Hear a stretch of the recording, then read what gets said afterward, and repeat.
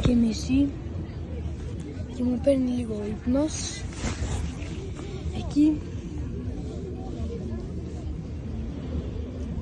επίσης έπαιζα και επίσης καλή νύχτα. Και έχει και κάτι άλλο, παιδιά, να ξέρετε. Και εδώ πέρα είναι ένα τροχόσπιτο που είναι μαγαζί. Αρχίζω να βλέπω αυτό το αεροπλάνο, δείτε, να πρέπει από κοντά.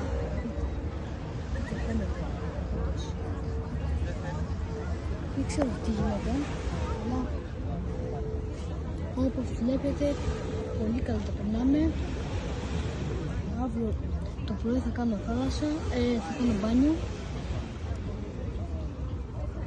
εδώ στη θάλασσα και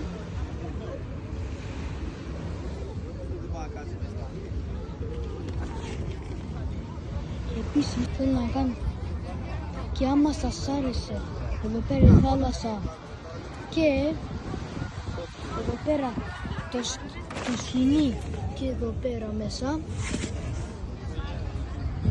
γράψτε μου στα comments. Άμα σας αρέσει, like. Περιμένετε, και επίσης δείτε πόσο ωραία είναι.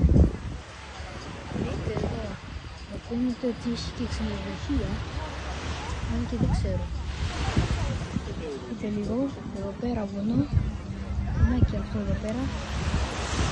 Δείτε από κοντά. Και επίσης αυτά. Και καλέμε στο επόμενο βίντεο. Γεια σας και καλή νύχτα. Και επίσης έχω δει ένα φεγγάρι και το αεροπλάνο να πετάει αυτό.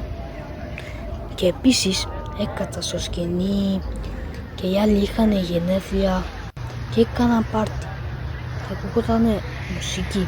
Και άμα σας άρεσε το βίντεο κάντε like.